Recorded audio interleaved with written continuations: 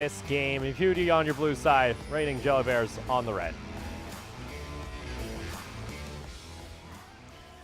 Along the lines for this last game, Opal. Let's do it, Beauty. What are you doing? What are they doing? What cheesy special do they have? This is a long way to wrap around. This is very considering Aetheris actually went through the river. Oh, they're gonna try and do a delayed invade. Again, it's a Gragas, so he'll likely be over toward the red buff. Oh, they're going the right way. They are. Impunity.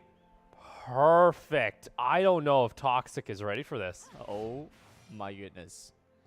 Let's see how they do this. All right, here we go. Toxic. He's making his move. He's thinking. Oh, it's looking like oh no! Oh, They spun him out. He's got to run. Do they actually get in range though? Riven's gonna go over the wall. They get the knock off. They get the stun off. There's the stun. They're gonna keep on going. Toxic, he's solo. First blood goes on over to Tuzi on the Riven. Oh my goodness! What a play! Mind games. Let's go, the Beauty. level 1 invade. And you mentioned Grandin. You get that Riven rolling. That's one of your game plans. Not the start Toxic was looking for. So right now, this does push the dynamic over to the Riven quite a bit. She picks up an extra long sword in the early phases of the game. Doesn't seem all that impactful, but when you really look at it from a macro point, the Riven is going to be able to start picking up her items sooner, helps out with trades. Even her shield scales off of AD, and that's going to be quite beneficial to them. So going into this matchup, Mundo now has a little bit more to worry about. They did manage to at least take away the teleport, but that's a flash summoner spell down from the Mundo. Not quite sure how well Toxic is going to be able to manage in this lane. I mean, I'm not going to say this is why I don't play Mundo, but that's why I don't play Mundo, apparently. Not going to land there from the Galio. It was a quick level 2. Get a little bit of damage there from the piercing spear. But of course, a little bit of damage. Mundo does have its own issues. One of them being it can't really try and run away from the situation. So even in those kind of tight corners, now in a kind of a deficit, quite difficult. Mundo doesn't have the tools in its kit to really try and scale back up. Meanwhile, the mid lane. Penguin. This is a very early show. That's going to be the slam coming in. At least gets the flash out of Coco. So nice job there. A little bit telegraphed, but Coco not able to read the play. Let's go up toward top lane. No, they're looking to strike back onto the Riven. Beautiful body slam flash coming out from the Gragas. Oh, gotta love that one. Let's go. Those have been some nasty Gragases tonight. Let's go to Petal. Maybe a little too far forward. They're gonna maybe get the stun here. Oh, the flash forward and the ignite's gonna do enough. Meanwhile, bot lane, come on, one more auto. That'll do it. Heal comes out, does save the Callista. And that's going to be a kill for each of the bot laners here for Jelly Bears. Not quite sure what that was for Skelepetal. He wastes the use of his Relentless Pursuit so early on. Ends up getting caught by the Winds of War from Ares. That loses his life there. Up in the top side, that was a much closer fight. It was purely a outplay coming in for Shingun. Expected the flash, managed to anticipate it, came in. Body slam, went with the flash afterwards. Gets knocked up. Great. On the IMP side, Smurf and Skelepetal down bot. They try to do damage reduction as much as possible just to neutralize the lead that RJB were gonna get. But at that point, it was too late. They ended up mispositioning that fight, and now it's gonna give Callista that small item advantage. It's not that much, but it's something that Lucian shouldn't have let happen. Lucian's supposed to take control of the lane in the early phases of the game. I like this from Reigning, though. I was hoping to see this team get an early first blood. They didn't. They got invaded on, but immediately they are fighting back. They already gotten 3 kills in response under 5 minutes into the game. Piercing Light does come through from Scarlet Petal. Not going to be able to do a lot more. This Greg has made an appearance down there in the bot lane. Has the Predator Boots also completed, so this Greg is going to be all over the map now. I mean, kind of already is. He's been rotating around quite a lot. We'll look to see if Penguin is able to bring any pressure back down the bot side, but a nice ward just going to spot out Penguin trying to get into this bot lane brush. He's trying to sneak over. We'll see here. Scarlet Petal's still looking to slowly push in. this bot lane. All the lanes really pushed up here for Impunity, so not a whole lot of options for ganks. Toxic push underneath the tower. For Impunity, you want to figure out how they want to try and strike back here.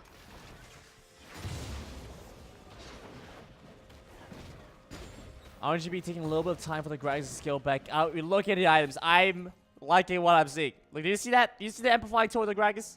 Oh, he's got the college textbook. This is it. We're going in with AP Gragas. It killed off the ADCs last time. This There time he up top goes. side.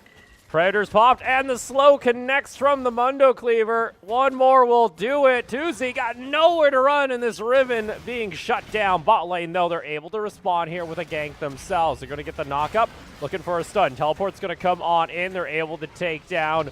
Here comes Mundo, though, and Toxic's got the ultimate. He's burning them down. How long can he survive? Those stun's going to land, and that's a double kill in response. The Mundo comes down to bot lane. He just gives them a kill, and they're not done just yet. They want to get a triple kill here onto the Lucian. Scarlet Petal, huge surge of gold coming back in onto the bot lane. Impunity tie up the kill score 4-4.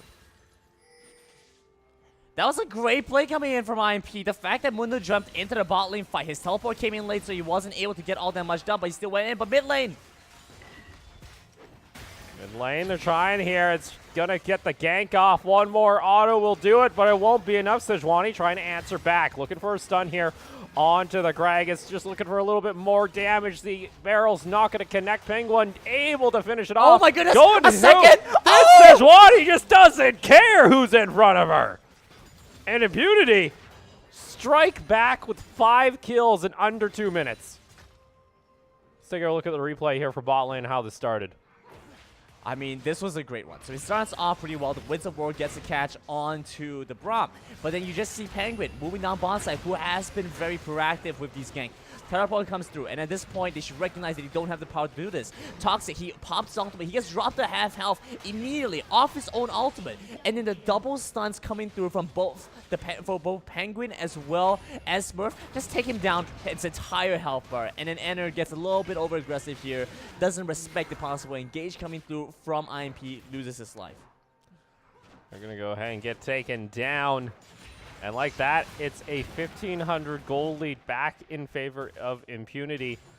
Lucian's got an extra Doran's Blade on top of 2 daggers, just a little bit extra attack speed. Both ADCs sitting on a finished Cutlass. Meanwhile, up in top lane, we do see the Grievous Wounds being picked up here for Tuzi. Aha, that's the Executionist calling. We're already in here. Picks that up really quickly. I mean, that's kind of the facto item you have to get against this. But down bot lane. Goodness, they just don't quit. Penguins coming by once again. Unfortunately, Justice Punch won't get him to safety. Another kill for the Lucian, now 4-1-1. Game shaping up, and it's blue side up. I mean, IMP were the ones that looked like they got to decide the match, right? And this is picking blue side looks to be so good for them. You get those early shot picks, but then the fight doesn't end just yet. Level 6, they don't even care. They're jumping on in, flash on forwards, gonna find the kill, and Lucian is unstoppable. Culling gonna come out, get some damage here. Impunity's bot lane is starting to run wild. Someone has to stop this. I gave Scarlet Petal some flack for that early misposition, which gave a little bit of a lead over onto RJB, but guess what? They pulled back from it 5-1-1 on his Lucian right now. Penguin is doing such a great job assisting his bot laners be able to manage to get these number of kills. Look at this. The Sejuani is still hovering around bot side because he recognizes that there could possibly be a roam or a gank onto the bot lane, and he doesn't want that to happen. So going to take this time to just secure vision around the jungle, gives more breathing room over onto Scarlet Petal, over onto Smurf, who are now able to get all those turret platings. Meanwhile, mid lane, Ryze is holding his own. He's able to wave push faster than the Lissandra. Lissandra has to match the pace of the Ryze and not the other way around, which is problematic. That's a 9.7 change. That new nerf onto the Lissandra Q has impacted this lane more so than they realized. Even at level 8, we can still have the effects being felt the Rise is now in a very comfortable position dealing with that Lissandra. Dragon going to be started up here by Raining. It looks like, though, they're going to opt to just back off here. They're just looking to clear out some of the vision really quickly.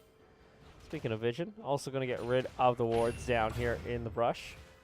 So I'm going to try and jump forward. They're not going to connect on anything, though. 8-4. Impunity currently have themselves a gold lead. We'll see here. Look at this. Raining are looking for a quick play. There is a control ward in the brush. I'm pretty sure they know it's there.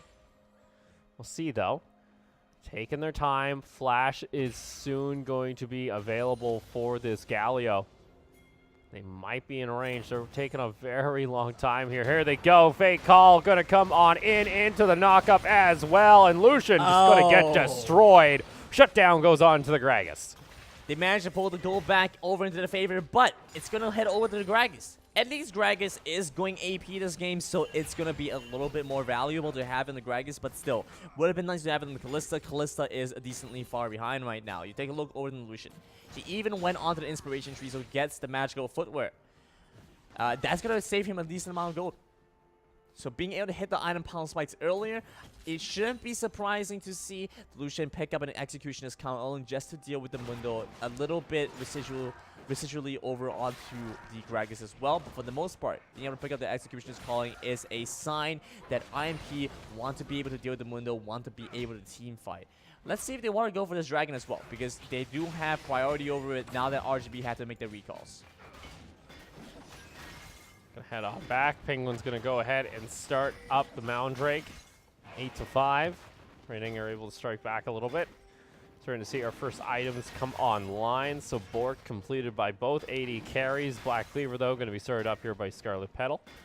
We also got the tier items starting to stack here for the Rise in mid lane. Still a huge part here is Penguin. 100% kill participation on the 8 kills. Going to pick up the first Dragon of the game, and they also get first brick gold also onto this Lucian, and they're going to make sure it all goes on to Scarlet. No, it still doesn't. Close. Close. They tried. It was close. It will be a Dragon close. trade for this Rift Herald. I'm not sure how I feel about RJB prioritizing the Rift Herald when that Dragon is available. They're taking a long time here. It's going to be a little bit more valuable going into this. Penguin is here. Oh, he sees it. He's going to jump in. He steals Oh! it away. Oh, no. And RJB. That is disaster at this point. Impunity. They get themselves that first tower, and they get a free Rift Herald and a free kill, essentially. They have to feel, IMP have to feel robbed at this point. RJB have to feel robbed at this point. IMP have come in and just swept everything away from them. Meanwhile, they're looking for a catch onto the Rise, but not sure they're going to be able to find this. Ferris, that's a bit of a risky play there. Still stays alive, so is able to stay calm. Turret plating will fall soon. We'll see here. Turret plating going to fall in about 30 seconds. We're looking at a pretty sizable gold difference right now. Over 3,000 gold coming in on the side of IMP. And that's really going to be from the CS, from the tower plating as well. Also helps to have quite a decent amount on that Sejuani. 2,000 lead from the Lucian over the Kalista right now. Yeah, that's going to be a completed Black Cleaver quite shortly, too. That's not going to be a fun time because it's going to be pretty hard to actually kill Scarlet Petal. Even if that Lucian... oh my goodness, Galio. Enner. Oh, Enner! no! Surprise, Sejuani. Surprise, you're dead. It's a Sejuani in the brush. Penguin is carrying this game, by the way. Absolutely. 4-0 and 6 at the moment. And they're 100% not kill even stopping. participation. They don't even care. Lucian's still on the tower. Now they're actually going to turn ahead their attention. Going to go ahead, get the stun down there. Culling comes out a little late, but in the end still finds the kill. 11-5. Could have been a double. Doesn't matter. As the minions push in onto this top lane tower. That's going to be the second tower of the game going down here. Raining, they got to find something, and they got to find an answer very soon. I mean, what's stopping them? They don't even need to worry about the Gragas at that point. They just realized they could just go all in onto the... They could just dish out damage on a turret, turn around when they needed to. Sure, they could have played it a little bit better, but what's the fun in that? IMP recognize how far ahead they are, and they're making full use of their lead. Even in the Ribbon versus Mundo matchup, look at this. Look at this pressure. Just gives the blue buff over to Atheris. Where even are we in this game right now? So 11-5 our kill total. It's a 6,000 gold lead for Impunity. See how Reigning want to respond to this. Like we mentioned before, it is also the Black Cleaver completed. We also got this Rift Herald, and they want this mid lane tower in the mid lane. That or they're going to try and find themselves a quick kill in the jungle. Lots of damage comes on through. Why not do both? There we go. Fate's call. Oh, into a double knockup, into a triple taunt, and there you go. Reigning find the exact play they're looking for. Rift Herald goes down to the tower. And that's what they needed to do here. Now with minions, they can look ahead and try and secure their first tower of the game. Are you kidding me? Were you just watching the same play? They clustered together, made it possible for that Fate's call for the Callista. Drops Ares into their face, and they just destroyed IMP, took out their main 2 carries right off of that play. I was gonna say, IMP figured out what their recondition was. They put the Riven in the bot lane, have the Riven split push. That's what they're supposed to do. Yes, good. But then, RJB turned around with a brilliant team fight. IMP just have one simple thing. Don't let that happen. And they still saw them getting killed off. Right now, they still have the goal lead. IMP are not in the risk of throwing this game off that team fight. However, the same cannot be said if they keep allowing this to happen. You just gotta give time for the Riven to split push. Riven can shred through the Mundo. Give it enough time. So that's what you're supposed to do. Buy time.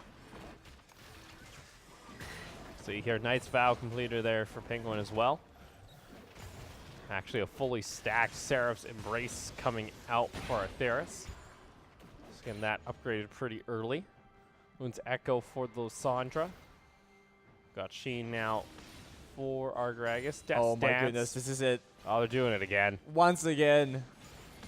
They're going to sneak around here toward the side. Smurf going to jump on in. Taunt's going to land sure onto 2 members, but he's just going to be instantly stunned and just cut down at this point.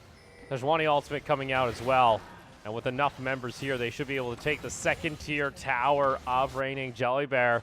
Toxic trying to come on over toward the side. Gravious Wounds helping out. Not able to connect there onto the cleaver, and 2C just goes ahead, rotates on back down toward the bot lane. They're starting to move multiple members down here. It would be a 3v3. Hey, but guess what? Multi Dragon's available, and IMP are making full use of every dragon elemental dragon they have, which is that multi drag. So picking up the 2nd one, gonna help them so much in their cause. They're gonna be able to pick up the Baron coming up in 2 minutes. They've been able to siege effectively, finding catches on targets that matter, and then translating that into something greater. Gragas got a decent early game lead, but now he's 4-4. He doesn't have the power that they need, even though he's going AP, and we're starting to see it show. This is going to be a big problem for RJB. AP Gragas works when it's ahead. When it's behind, it needs to get a miracle play, and how often can we rely on that? There's a reason it's called a miracle play. Well, they were able to find it once they're in the mid lane. It depends, though. They'll be able to continue to find those perfect fights into a Fate's Call, into a Taunt, and then you get a Gragas Barrel just to cause mayhem. It's not a hard setup when you're in choke points like in the jungle. Not a hard setup. When you're in the choke points of the jungle. I mean, middle of the lane, it should be hard. I get it, Opal. I get it. You know, in theory, you should be able to get the collapse on teams like that if you're playing those choke points, but we are already looking at some of the best teams that Singapore and Malaysia has to offer. IMP is very unlikely to make such a novice mistake going into this, even in the choke points. So as long as they are aware that the Gragas is a potential threat, they should be fine moving into this. I'd like to see IMP figure out what they want to try and do right now, because Baron is the next major objective for them. They have that double mounted Drake. The Lucian is also in a point of power right now, so they can just look to try and pick that up. Otherwise, multiple catches onto members of RJB, even going on the dive on Mundo, could be a good call right now. You set the ribbon in the sine wave, and then you just strangle out the resources away from RJB. The solution's so far ahead. They've already been able to get themselves an early QSS Fates call. Gonna come on over toward the side here. Enter. They're gonna go on in. They're all grouped up. You get 2 taunts. Here comes the Gragas from the side. Gonna cause an interruption. But the fight is just such a spread out mess here on the side of Rei Ning that even though they get themselves these ultimates, these combos, they're not able to finish off the kills, and Impunity can continue forward. I mean, what was that? They got so tunneled in on the Callista that they totally ignored the Galio standing right beside them. Brum could have easily found a couple of auto attacks. They could have switched their priority over onto the Galio, and that could have meant they got that kill and translated that into something more. Instead, they're just going to be satisfied with that 1 kill on the Galio. He invested resources on to try and kill off the Lucian, but we saw what happened there. He is not the full AP mid lane Galio, mid lane Gragas that we saw previously.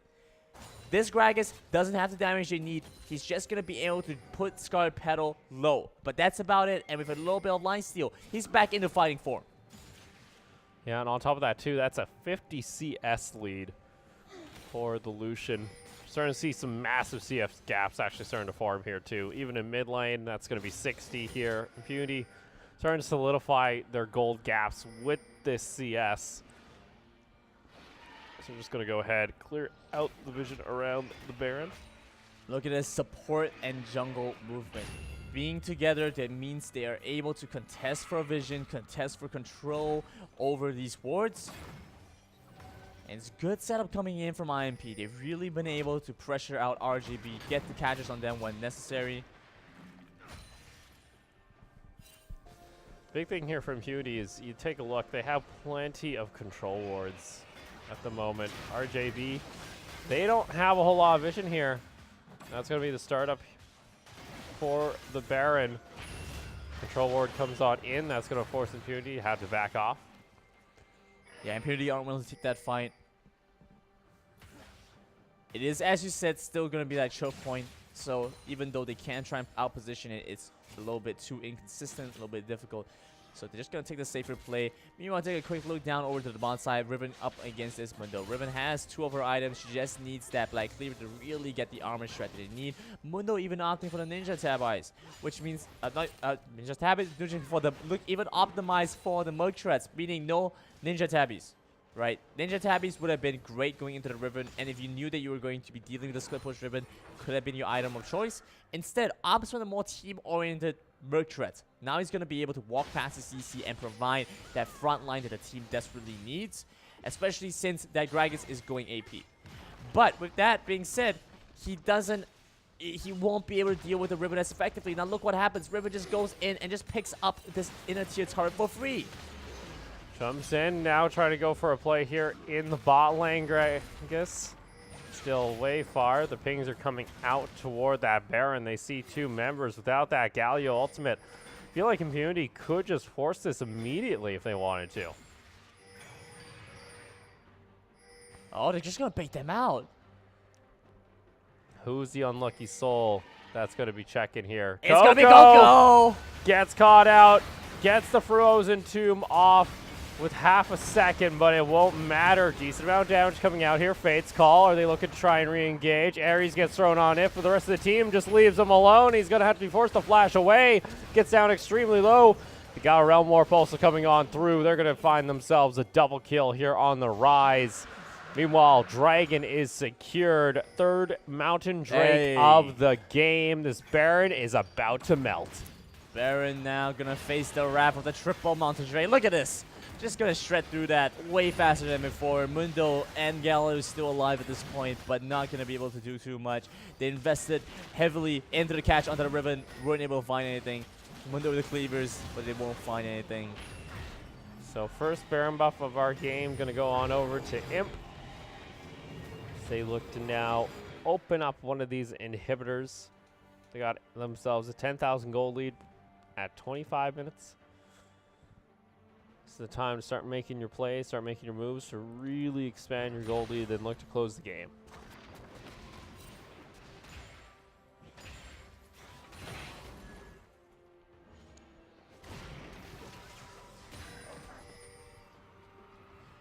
IMP now They've taken this game by the reins. Solid control here means that they won't be able to just choke out any resources that RJB might be able to find to get back into the game. They set the Riven into the side wave, and they're just going to be able to split push with Daze. The Mundo doesn't even have the power to fight the Riven at this point. Riven completing 2 major items. Okay, this is it. This is the beginning of the end as IMP start dismantling RJB's base. It's going to be the 6th tower of the game going down. Look at the Gragas looking for a roam, a quick flank, but still. Look at this. They can't even do anything to the Riven. Oh, they can force them off the tower at least, but still those minions are hitting the base. Tower goes down to half health. Starting to set themselves up for a 3-1-1 push. How does Reining look to respond to this aggression? Moving forward, Shingun might have the damage they need.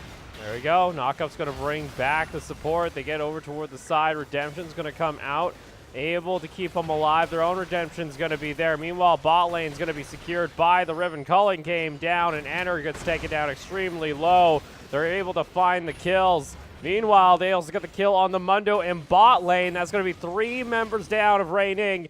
Impunity look to crack open the base. At this point, 26.5 minutes, and it looks like Impunity have done it. They've taken this game. 30-second death time is left in the Mundo. 20 on the bot lane off RJB. They have the minion wave right into the base. Going to continue on forward. The Lissandra and Gragas looking to be the standing guards of this shattered kingdom, but they're going to fall. And Nexus turrets are going to go down with them. It's just the Gragas alone. Tootsie just looking to zone them away. The Galio's going to come back, but they're just going to go ahead and watch as the base becomes shambles at this point. And Impunity move on to the National Minors.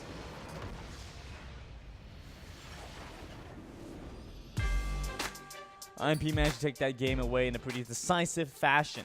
They really looked like they knew what they were trying to do there. We expected a much closer game, but I have to say, Impunity really brought out something special, and then Penguin played that game immaculately. He understood exactly where the opponents were going to be. He knew what objectives he could get, even as the Gragas was trying to pick up that Riven Herald. He rotated over in time, was able to find the assistance of his team. They had this macro knowledge, this information that RJB just could not replicate, and IMP using all that managed to take the win. Yeah, I feel like MVP has to go to Penguin during that game. That was like, I think it was like the KDA.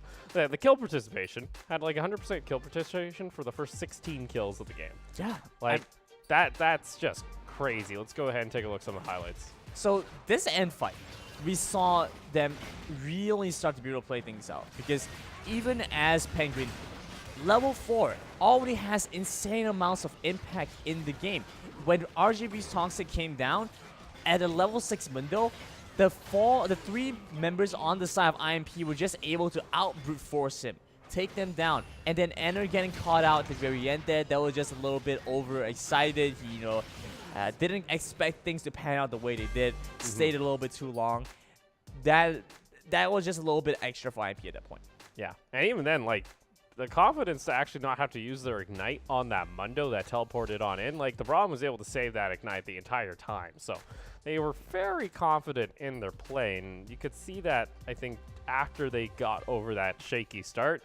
Also, I liked the early invade, trying to play some mind games and put that Mundo a little bit behind. They did get a little shaky after that. There was 3 kills go on over back to Reining, but let's go ahead and take a look at our damage totals. They're just solid across the board.